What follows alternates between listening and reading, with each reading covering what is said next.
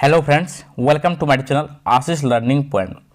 तो फ्रेंड्स, जल्दी से आ जाइए लाइव, सभी लोग जुड़ जाइए, वीडियो को लाइक कर दीजिए, सेशन को शेयर कर दीजिए, ठीक है।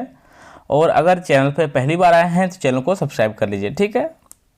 तो आज के वीडियो में हम लोग फिजिक्स का कुछ इंपॉर्टेंट क्वेश्चंस देखने वाले हैं जो कि आपके एग्जाम के दृष्टिकोण से काफ़ी महत्वपूर्ण होने वाला है। तो चलिए स्टार्ट करते हैं।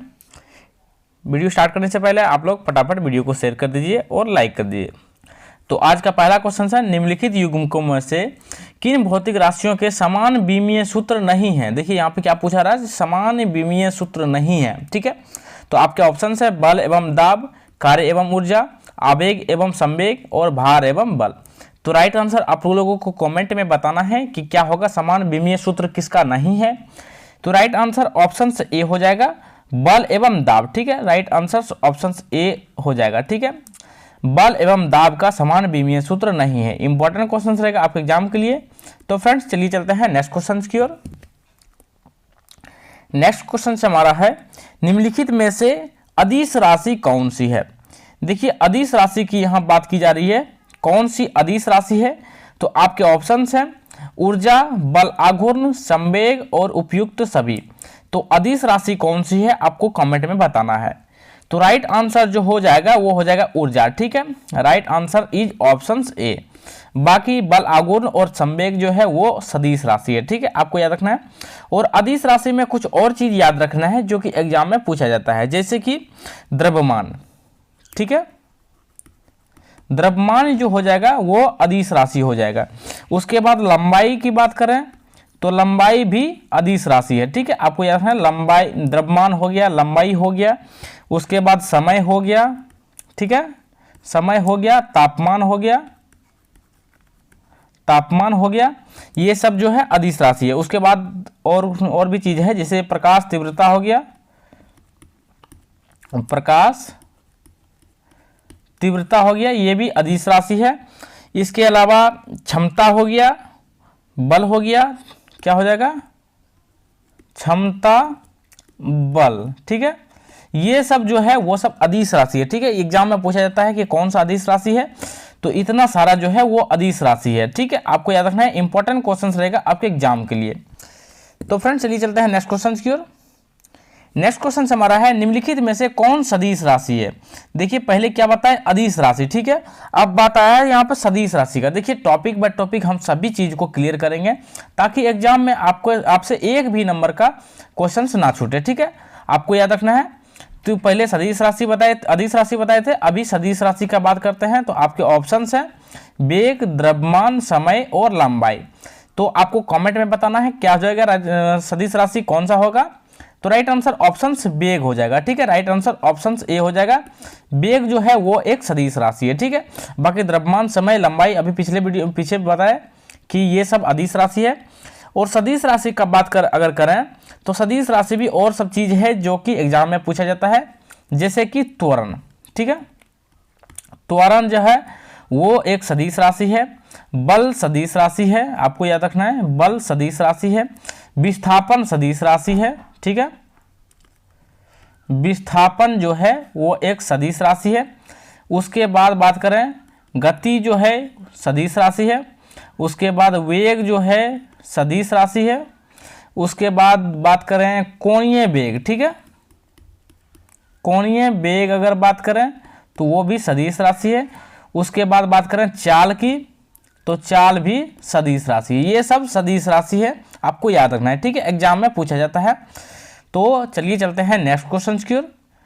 नेक्स्ट क्वेश्चन हमारा है, पदार्थ के संवेग और वेग के अनुपात में से कौन सी भौतिक राशि प्राप्त होती है। देखिए संवेग और वेग के अनुपात में से कौन सी भौतिक राशि प्राप्त होती है, तो आपको कमेंट में बताना है। राइट आंसर क्या होगा, आपके ऑप्शंस हैं वेग, त्वरण, द्रव्यमान और बल, ये आपके ऑप्शंस हैं। तो बताइए क्या हो जाएगा, संवेग और वेग के अनुपात में से कौन सी भौतिक राशि प्राप्त होती है। आपके ऑप्शन सी हो जाएगा राइट आंसर, द्रव्यमान, ठीक है। Right answer is option C, ठीक है, सी जो हो जाएगा राइट आंसर हो जाएगा। तो फ्रेंड्स चलिए चलते हैं नेक्स्ट क्वेश्चन की ओर।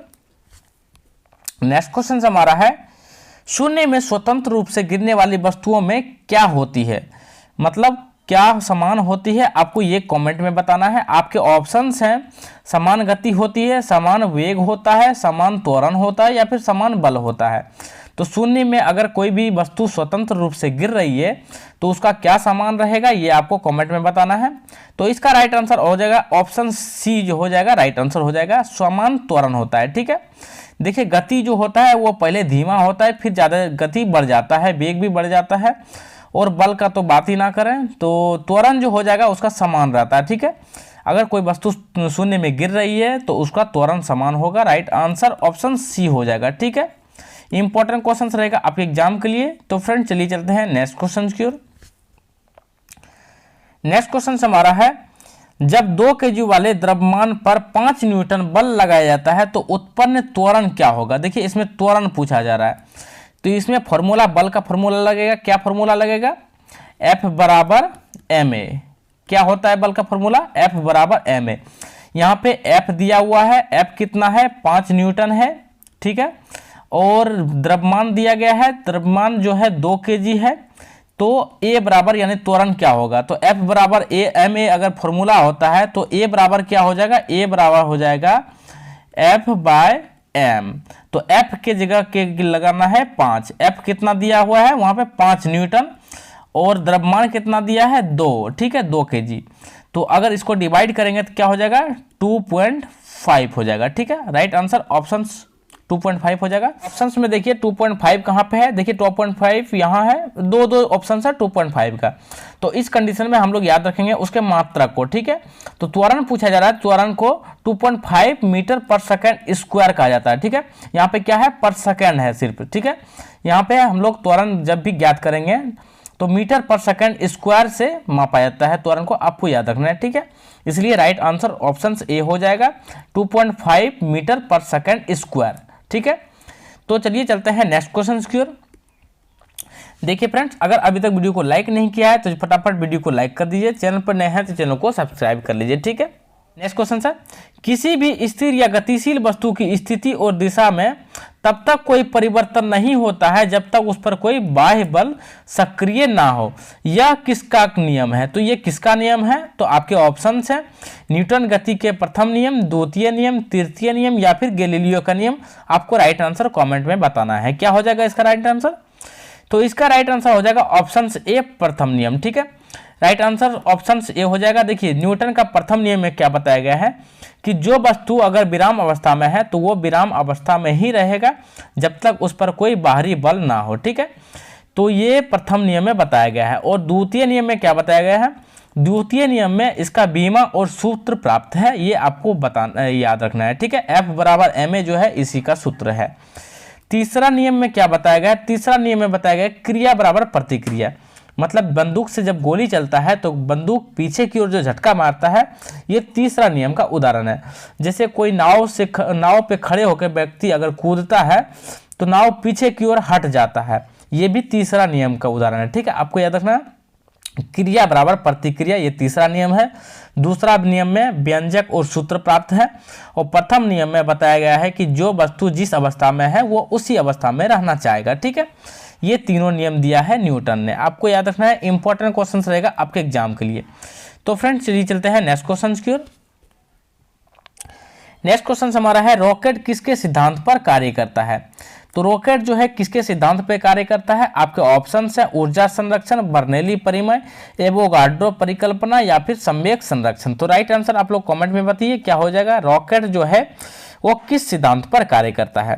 तो इसका राइट आंसर हो जाएगा ऑप्शन डी। ठीक है, संवेग संरक्षण, राइट आंसर ऑप्शन डी हो जाएगा। रॉकेट जो है संवेग संरक्षण पर कार्य करता है। ठीक है, ऊर्जा संरक्षण में क्या बताया गया है कि ऊर्जा ना ही बनाई जा सकती है और ना ही नष्ट की जा सकती है। ठीक है, ये केवल एक दूसरे के रूप में परिवर्तित की जा सकती है, ये ऊर्जा संरक्षण का नियम है। ठीक है, ऊर्जा संरक्षण में यही बताया गया है। ठीक है, इंपॉर्टेंट क्वेश्चन रहेगा आपके एग्जाम के लिए। तो फ्रेंड्स चलिए चलते हैं नेक्स्ट क्वेश्चन की ओर। नेक्स्ट क्वेश्चन है, अश्व यदि एकाएक चलना प्रारंभ कर दे तो अश्वरोही गिरने का आशंका का कारण क्या है। देखिए अश्व यदि एकाएक चलना प्रारंभ कर देता है तो अश्वरोही जो है वो पीछे की ओर झुक जाता है। क्यों, तो आपके ऑप्शंस हैं जड़त्व आघूर्ण, द्रव्यमान का संरक्षण नियम, विश्राम जड़त्व या फिर गति का तीसरा नियम। तो राइट आंसर आप लोग कमेंट में बताइए क्या हो जाएगा। तो राइट आंसर ऑप्शन सी हो जाएगा, विश्राम जड़। तो ठीक है, राइट आंसर ऑप्शन सी हो जाएगा, क्योंकि पहले हमने बताया था कि जो वस्तु अगर गतिशील अवस्था में है तो वो गतिशील अवस्था में ही रहना चाहेगा, और अगर विश्राम अवस्था में है तो वो विश्राम अवस्था में ही रहना चाहेगा। ठीक है, तो ये जो एकाएक चलना प्रारंभ कर देता है अश्व, तो वो विश्राम से गतिशील अवस्था में आ जाता है, जिसके वजह से कि अश्वरोही पीछे की ओर झुक जाता है। ठीक है, आपको याद रखना है राइट आंसर ऑप्शन सी हो जाएगा। इंपॉर्टेंट क्वेश्चन रहेगा आपके एग्जाम के लिए। तो फ्रेंड्स चलिए चलते हैं नेक्स्ट क्वेश्चन की ओर। नेक्स्ट क्वेश्चन है, चलती हुई बस अचानक ब्रेक लगती है तो उसमें बैठे यात्री आगे की ओर झुक जाते हैं, मतलब आगे की ओर गिरते हैं, तो इसको किसके द्वारा समझाया जा सकता है? तो आपके ऑप्शन है सापेक्षता सिद्धांत, न्यूटन का प्रथम नियम, न्यूटन का द्वितीय नियम, या फिर न्यूटन का तृतीय नियम। तो राइट आंसर आप लोग कमेंट में बताइए। तो इसका आंसर हो जाएगा न्यूटन का प्रथम नियम। ठीक है, राइट आंसर ऑप्शन बी हो जाएगा, क्योंकि मैंने पहले बताया था कि न्यूटन का प्रथम नियम में क्या बताया गया है कि जो गतिशील अवस्था में है तो वो गतिशील अवस्था में ही रहना चाहेगा, जो विराम अवस्था में है वो विराम अवस्था में ही रहना चाहेगा। ठीक है, तो इसमें देखिए अगर अचानक ब्रेक लगती है तो गतिशील अवस्था से डायरेक्ट विराम अवस्था में आ जाती है, जिसके वजह से कि बैठे हुए यात्री आगे की ओर झुक जाते हैं। ठीक है, तो न्यूटन का प्रथम नियम के बराबर हो जाएगा ये, इसका राइट आंसर ऑप्शन बी हो जाएगा। ठीक है, न्यूटन का प्रथम नियम। और तृतीय नियम में क्या है? क्रिया बराबर प्रतिक्रिया, ये आपको याद रखना है। ठीक है, इंपॉर्टेंट क्वेश्चन रहेगा आप एग्जाम के लिए। तो फ्रेंड्स आज का वीडियो यहीं तक है, तो चलिए मिलते हैं नेक्स्ट वीडियो में, तब तक के लिए जय हिंद जय भारत।